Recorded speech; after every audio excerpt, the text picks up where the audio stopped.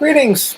Today I'm after yet another break because life is what life is. Felt like doing a cold reading of one of the things by the author Daniel Quinn that I've never read before. I've never even read it to myself, never mind out loud.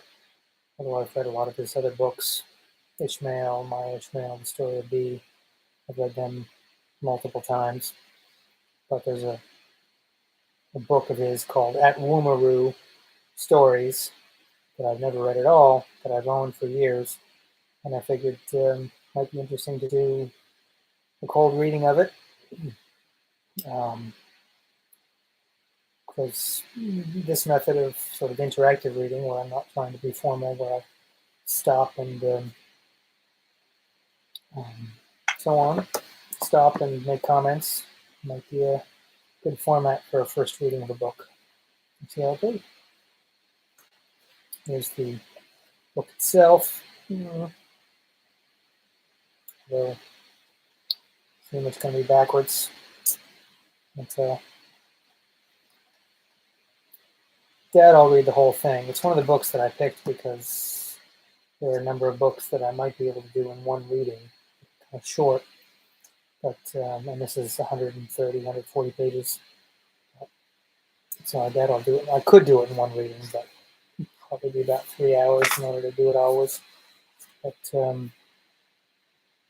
yeah, I'll see what happens.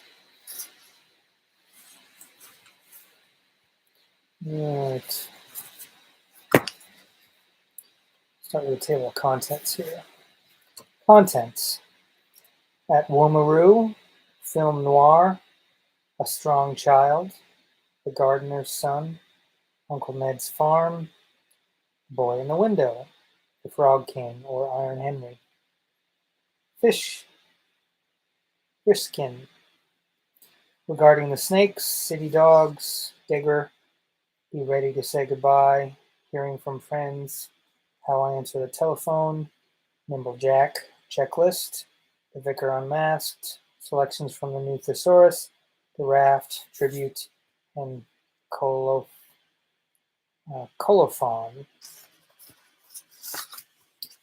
Right. Here is the first one, at Woomeroo. How can I begin? How can I begin to tell you? This is the question I ask myself. How can it be done? Just the thought of it daunts me. It even frightens me sometimes. I grope for the first truth, the fundamental truth, and can find nothing better than this. At Woomeroo, we are happy. Yes.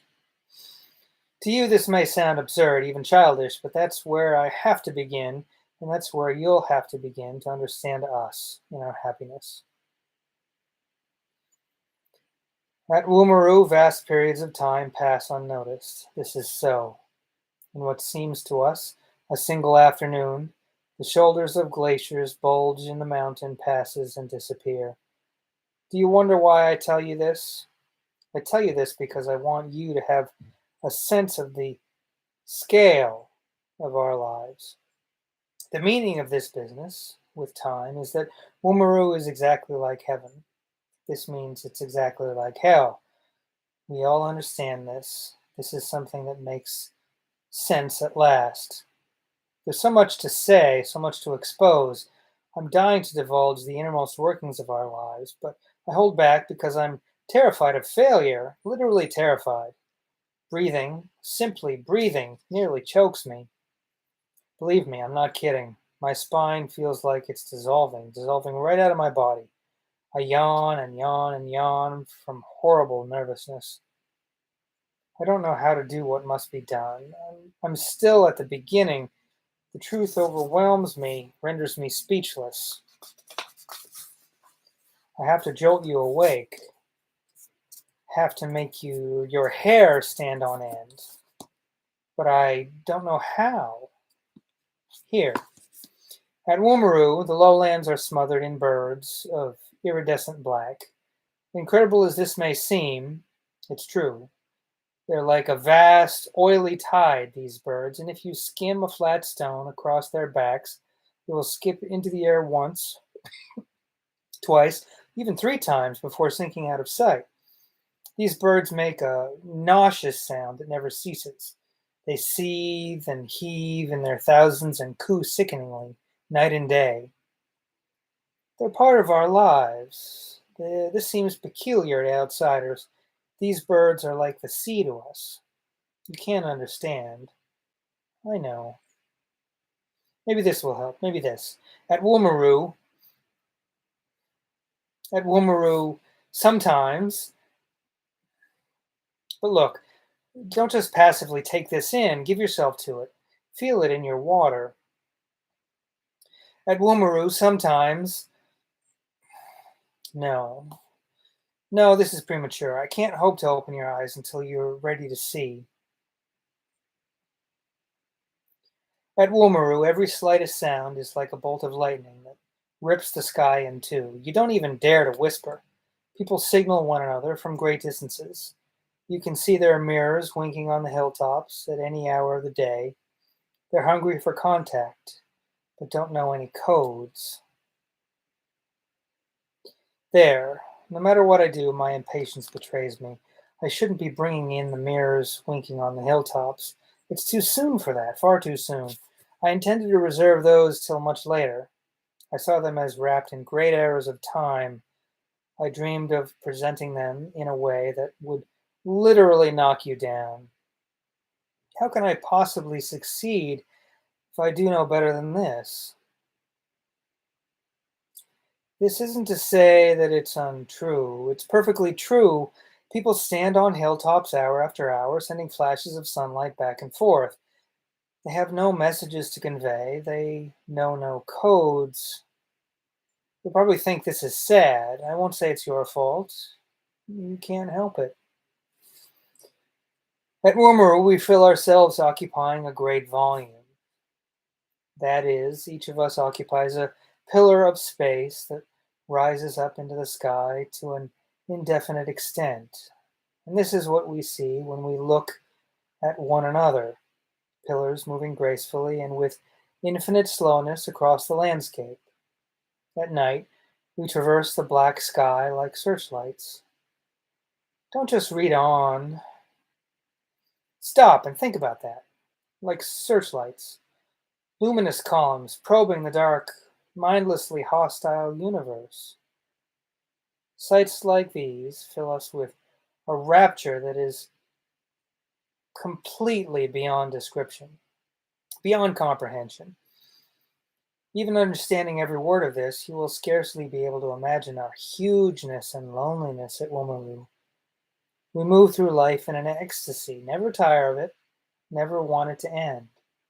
And the most breathtaking things happen at Woomeroo, I promise you that. Sometimes, in fact,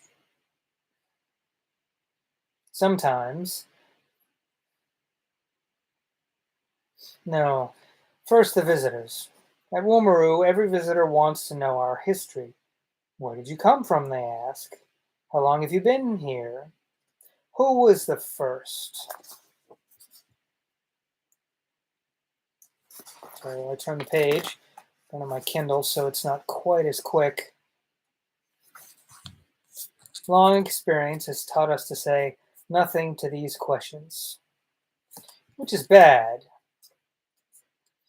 We know that, but bad it is. Saying nothing is less painful than trying to explain the truth. So we merely smile, politely or helplessly, depending on which one of us is being interrogated. Why do you smile? The visitors ask, offended.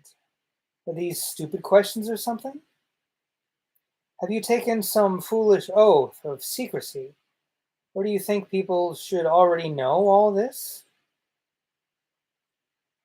Sometimes when they're very persistent, we can't help laughing out loud, and naturally this offends them even more. You understand that these people are visitors. After a time, they leave. They don't belong here. Here's the way it happens. One day, someone comes. It is, let's say, a young woman. She's awkward, dying with apprehension. She sends us imploring glances, which we ignore. We ignore her as well. I mean, as well as her glances. It's as if she hadn't arrived at all. Shall I go this way?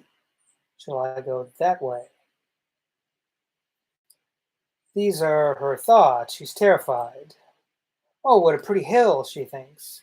She looks to see if someone is on the pretty hill. She can't be sure.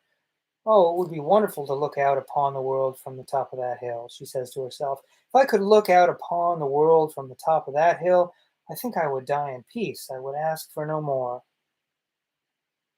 This is what she thinks.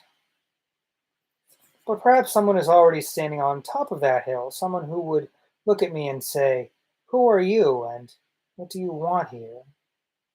You'll wonder why, seeing her agony of doubt, one of us doesn't step forward to reassure her.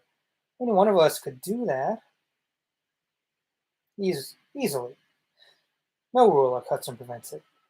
Yet no one does, not one does. We have no common understanding about this. We haven't agreed among ourselves to behave in this way. Nevertheless, not one of us steps forward to reassure her. In an hour or two, or in a day or two, perhaps she will leave. She will disappear from our midst, and no one will even remember she was here at Woomeroo. Or perhaps she is daring. Perhaps she'll take her courage into her hands and ascend the hill that calls to her. We won't be pleased for her if she does this any more than we'll be sad for her if she fails to do it. That will sound cruel, I suppose, but that's just the way things are at Woomeroo. That's what makes it so wonderful. But you see, here's the point about this woman. She doesn't ask where we came from or how long we've been here or who was first. These things don't matter to her. You see it? This is because she isn't a visitor. It's the not asking. This is what marks her as not being a visitor. In any case, she doesn't ask. Hence, she doesn't know. Therefore, if a visitor asks her about these things, she's completely helpless to answer. So what else can she do? What else?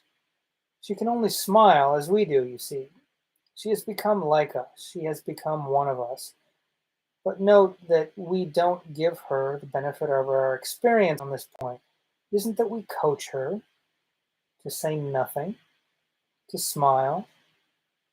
She'll discover this for herself sooner or later.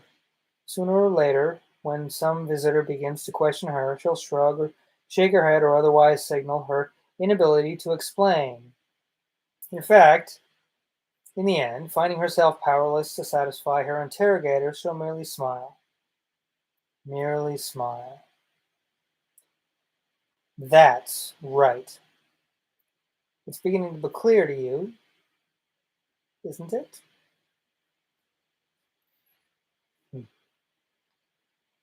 Giving extra long pauses when there's a major break within the story beyond a mere paragraph.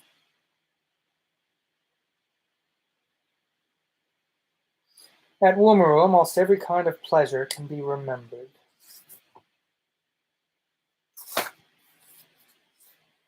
This is what I find significant. This is what makes it all so extraordinary.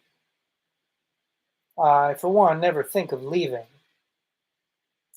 Never think of leaving. Because also, the most breathtaking things happen. The most breathtaking. I'm not exaggerating. They do. Listen. At Woomeroo, sometimes,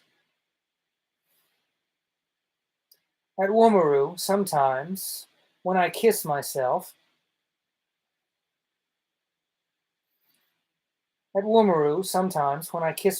I cannot find my lips. Cannot find them. It's the truth. I swear to God.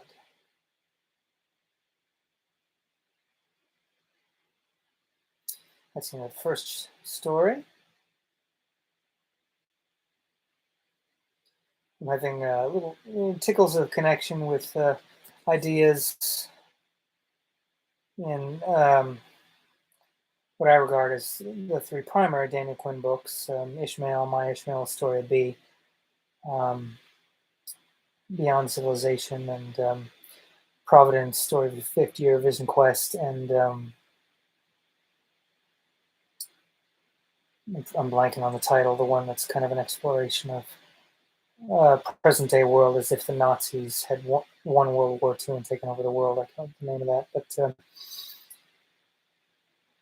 in the story of B, there's a sequence where the woman with lupus, I believe, in Europe, who's near Radnau, Germany, I believe, who's teaching the main character, is trying to explain just how difficult it is, the blinding revelatory flash of light that she wants to convey, and the incredibly important message of her story about the whole history of human life and the beauty of reality and nature and the planet as written actually in the natural world as opposed to being written in some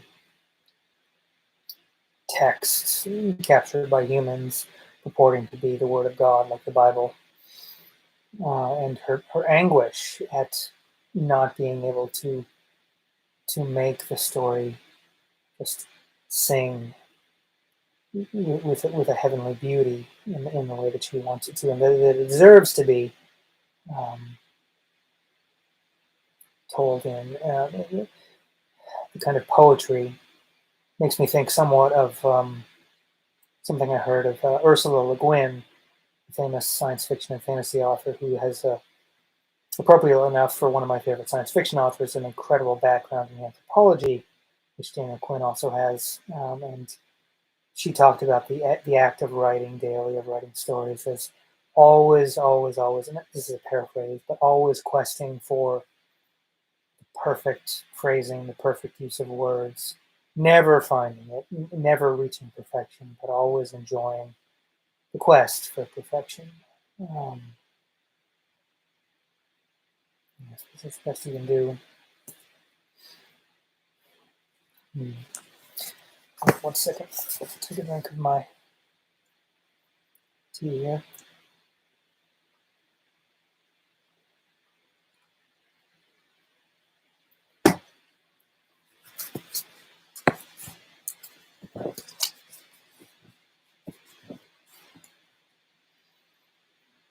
Okay. Story number 2. Film noir. Before I get beyond the title, I'm trying to think if there's some kind of clear connection that I should expect, given also that I'm a film buff sometimes, and what film noir sort of signifies.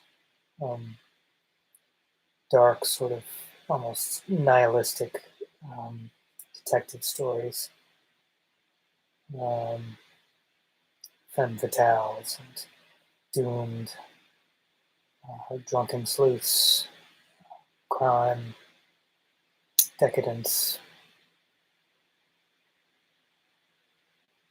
And if some of those themes will come up. The theater was nearly empty, very nearly empty. An old expressionist film flickering darkly on the screen. Nosferatu, something like that. A man appeared at the back of the auditorium and stood blinking away his sunblindness.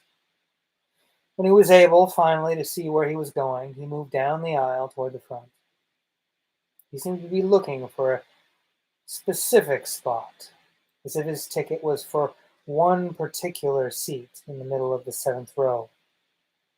It was an odd choice, this deserted theater, because this seat was right behind that of another man who would inevitably impinge upon his view of the screen. The newcomer didn't seem to notice.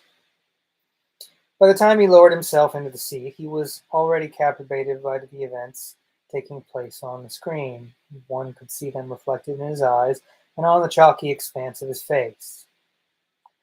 Sitting one in front of the other in the darkness, their faces painted with light, they were like railway passengers in a nightmare. The newcomer, losing himself to every sense except that of sight, began to relax, began to forget himself. He crossed his legs, right over left. Soon, as if moving under his own volition, his right foot began to swing back and forth. One could see this quite clearly, even though the man himself was unaware of it. Back and forth, back and forth. The toe of the shoe, at first just brushing the seat ahead, then tapping it, and finally distinctly thudding into it. It's no major break, but I feel like the choice at the beginning of the story, the film on the screen, was Nosferatu, famous sort of silent film vampire story with some notorious anti-Semitic imagery. Um, Maybe symbolic in some way. Vampires. I know that Daniel Quinn's perception of civilization, civilized human beings, takers, could be seen as cancerous and vampiric in a lot of ways. Um, but he qualifies it. It's not necessarily the movie. It's like not important. He says something like that. The man in front of him had been aware of it for some time. One had watched him lose his involvement with the story on the screen, frown, struggle to ignore the distraction, chew his lip in annoyance. At last, he obtrusively squirmed in his seat to draw attention to his discomfort. The gesture was inadequate. The man behind him was totally absorbed in the film. Finally, he turned around and said, "Would you mind not kicking my seat?" The man was astounded to have been guilty of this terrible lapse in manners.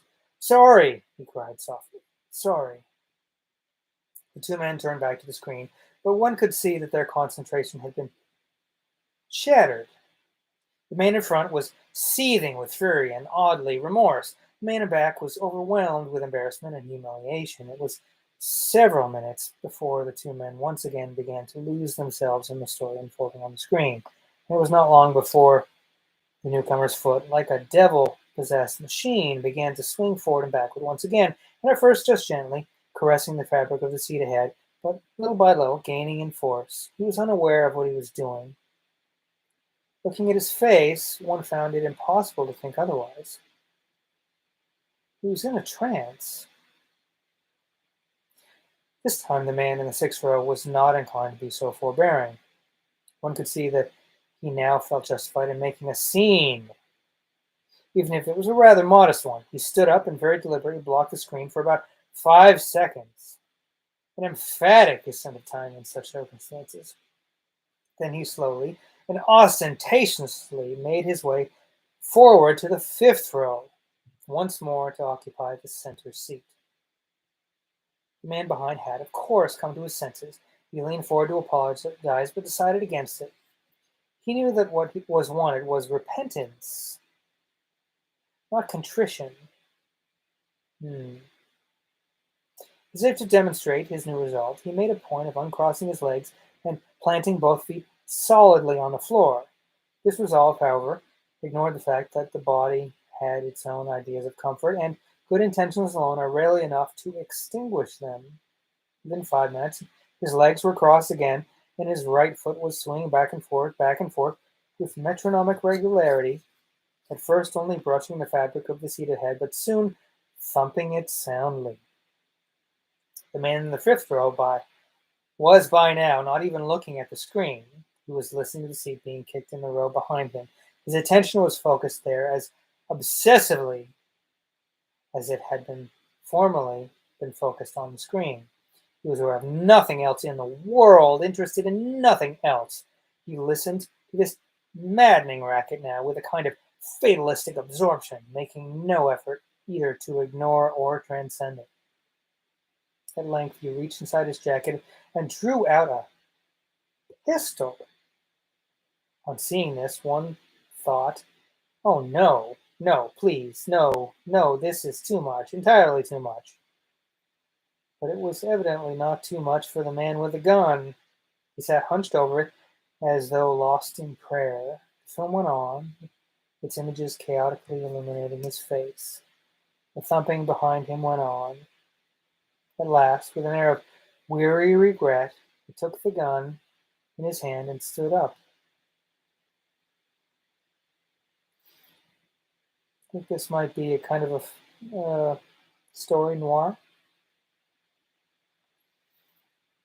With the black silhouette looming up before him, the man in the seventh row immediately came to himself and stilled his demented foot. For a moment, that was all that could be seen from his point of view, featureless silhouette. He wasn't frightened, since he didn't see the gun. He was merely mortified. But then there was a flash and a roar, and the man leapt convulsively in his seat, and as his skull was shattered, images from the screen briefly continued to imprint inscrutably messages across his body. Then the gunman calmly pocketed his pistol, sat down, and gave his attention back to the screen. The shooting had, of course, not gone unnoticed. Very far from it.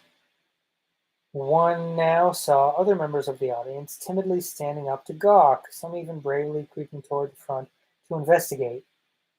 The outer doors of the auditorium opened to admit an usher and a man who was probably the theater manager. The beam of the usher's flashlight began to probe the darkness, but the film on the screen never faltered. In fact, it had reached one of the most hair-raising images of early cinema. Max Schrank, Nosferatu, was at that moment shimmering up from the depths of his coffin.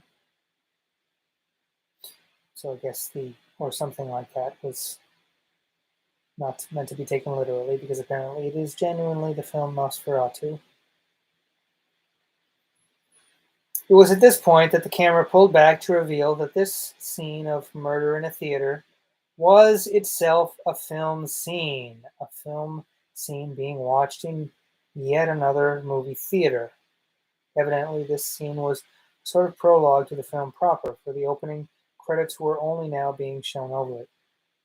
The film was Between Hammer and Anvil, 1953, a, quote, lost, unquote, film of Robert Siodmak, director of Phantom Lady, 1944, The Killers, 1946, and Criss Cross, 1949. To make it as plain as possible, the film we were watching, I and the others in this nearly deserted theater, was Between Hammer and Anvil. In this film, another audience was watching another film about a murder in a theater during a showing of Nosferatu. This film within a film, one had learned, was Shadowbox. Yeah, I was wondering if he was going to get to this. It's making me think of the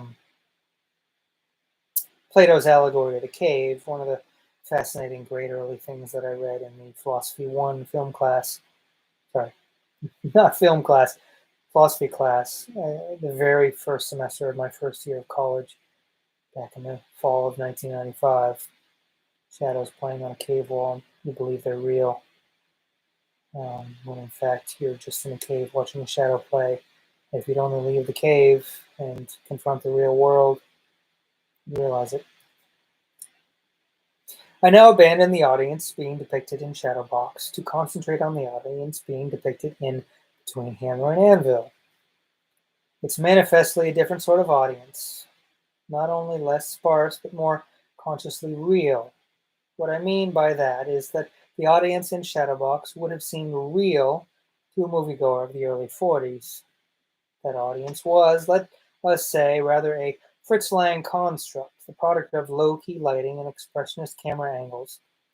The audience in Between Hammer and Anvil, by contrast, would have seemed real to a moviegoer of the early 50s because it had been photographed in a bland and unemphatic documentary style. And perhaps more to the point, was composed of character types that had come to be perceived as realistic in that period. For example, one recognizes William Phipps's Crossfire, 1947, 1951. By this time, a low-budget leading man, intense but slight, a laconic everyman, but smoldering with too dim a flame to be convincing as an existential hero. One recognizes a foursome of typical juvenile delinquents, one of whom, Vic Morrow, would make a splash in a similar role in Blackboard Jungle 2 years later. He's really getting deep into it here. With these elements in place, the opening moves of the plot practically write themselves. The delinquents are, of course, not there to see a movie called Shadowbox. They're there to have a little sadistic fun with some easy victim. So they're naturally drawn to the weak-looking loner, Phipps, advancing with the precision of a corps de ballet. They casually take up positions on all sides of him and begin to discuss the action on the screen in loud and sardonic terms. It takes Phipps only a moment to size up the situation. Without a flicker of interest or irritation, he gets up and walks out of the auditorium, leaving the boys to exchange baffled looks and Neanderthal grins. In the lobby, he lights a cigarette and, for want of anything better to do, studies a poster. The theater manager, crossing to the box office, gives him a glance, as if inviting comment or complaint. But Phipps declines to play that game as well. He doesn't require protection. He doesn't yearn to see the boys rousted from the theater for his sake. I say to myself, if only the boys understood. Despite his bland looks, a man like this Phipps, who has no need to prove himself, is bound to be extremely dangerous. Can only be extremely dangerous. As dangerous as the title character of Shane, which appeared the same year as Between Hammer and Anvil. Alas, he extinguishes his cigarette. It's at this juncture that I begin to speak. I say to him, don't go to the men's room. I mean that I, in the nearly deserted theater, watching Between Hammer and Anvil, raise my voice and begin to speak.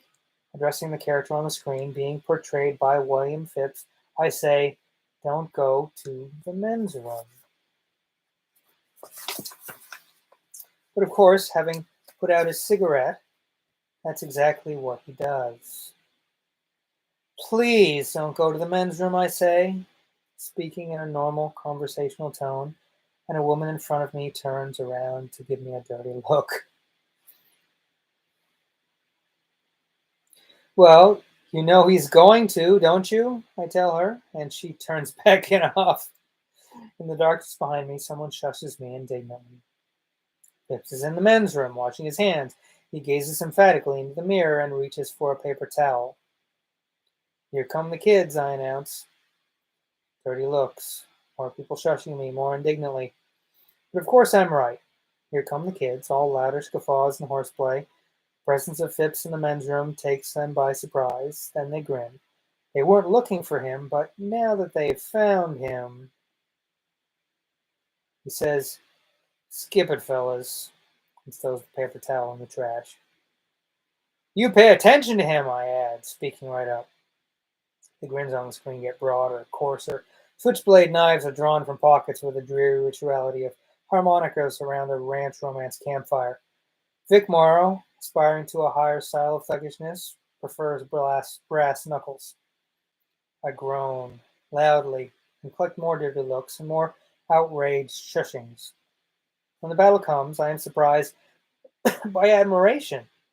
It isn't the usual Hollywood set piece at all. In fact, it isn't even a battle. Phipps makes three sparse gestures. Three boys go down as if hit by artillery shells. Go down and stay down. In 2 seconds, the whole thing is over. Vic Morrow, lucky or merely slow, hasn't had the slightest chance to try out his knuckle duster. He gapes at his fallen pals, at the fragile-looking killer. Then he backs away and cravenly edges to the door. I lean forward and in a low voice address the woman in front of me. I told them, didn't I? I told him and I told them. None of this needed to happen.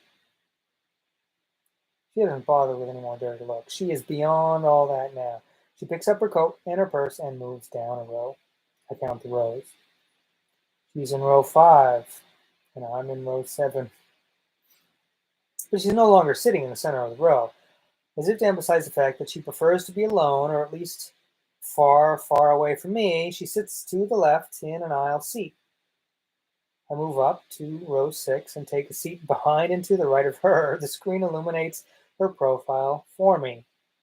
I wonder, is this Beatrice Person, Force of Evil, 1948? She's very like her, but no, I have her now.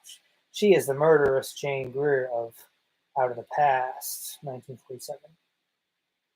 Yeah, Out of the Past. That's the one I know. That's the most notable film noir that I'm really aware of.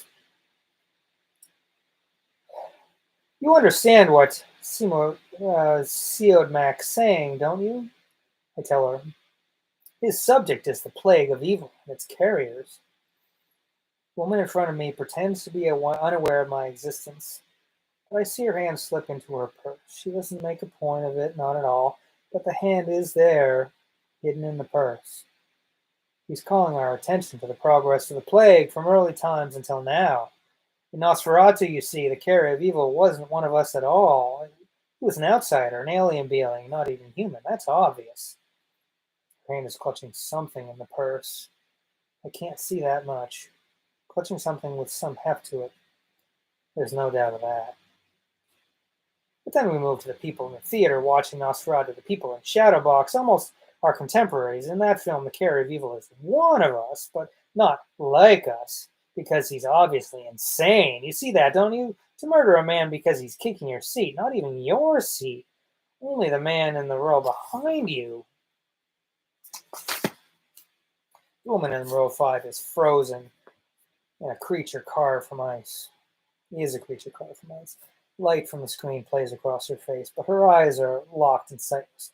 Of course, tension of this kind eventually has to be worked off by one part of the body or another. As I watch, the hand on the gun twitches. It's now roughly halfway out of the purse. But finally, we come to the film you and I are watching, I continue. In between Hammer and Anvil, the carrier of evil is not only one of us, he's indistinguishable from us. He's sane, average, normal, utterly normal. See what I mean? The hand holding the gun now definitely appears to be halfway out of the purse. The director of the film is pointing out that, in the world as we now have it, the carrier of evil is indistinguishable from the victim of evil. In fact, the woman has moved her coat. The coat is now covering both her purse and the hand inside it, but it's my impression that the hand, and whatever it holds, is no longer inside the purse. The hand and its cargo are now resting in her lap, covered by the coat. That is my distinct impression. In fact, I plot on, in the world as we now have it, victim of evil and carrier of evil inhabit the same body. Therefore, we're all lost, all damned. There's no safety anywhere now because each of us is a carrier of the very infection we're trying to escape. It seems to me that her lips have moved, but after gazing at her lips, it seems to me that her hand has moved, the hand under the coat, the hand holding what is, I presume, a gun. I lean back in my seat and cross my legs, right over left, while I ponder this. Yes, I'm sure I've got it right. Nosferatu, Shadowbox, Between Hammer and Anvil, Carrier of Evil, the whole thing. As I think about it, I'm scarcely aware that my foot has begun to swing back and forth, idly thumping the empty seat in front of me. Nevertheless, a tiny part of me is aware of it, and a sense of anticipation begins to swell in my chest. Back and forth, back and forth. Doesn't take long for that sense of anticipation to grow. I feel it strongly, very strongly, like a gambler who knows with absolute certainty that he has a winning throw in his arm, a winning throw this time, a winning throw lodged right there in his arm like an electric charge. Only seconds now, only seconds, as my foot swings back and forth, back and forth. I feel it strongly. strongly that the two of us are only seconds away now. Only seconds away. The two of us sitting almost side by side in this deserted theater. The two of us only seconds away. Back and forth, back and forth. Between the two of us, nothing more needs to be said. The gun heavy in her lap, my foot beating out the time. A winning throw this time, a winning throw for both of us. She and I only seconds away, the two of us, strangers in the dark. Her face painted with light, my face painted with light. At 24 frames a second, there's not a trace of flicker, not a trace. We're here this time. This is us. This is us, right here, not a flicker, right here, at last, right here, and I can turn my head as if there were a direction in which a head could be turned, as if a whole new direction could exist. I turn my head and I look out into the darkness of another theater, the theater where you're sitting. Where you're sitting in the dark, 24 frames a second, and I look all around that dark theater.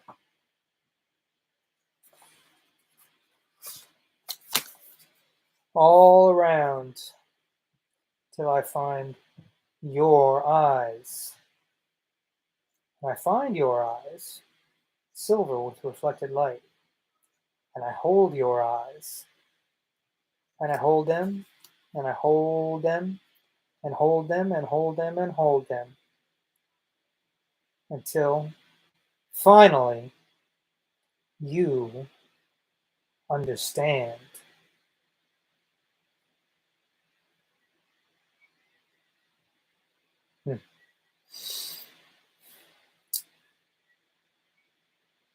Not sure exactly what to say about that. I do know that Daniel Quinn is very aware that the message that of the truth of earthly reality and evolutionary reality is a very unwelcome message.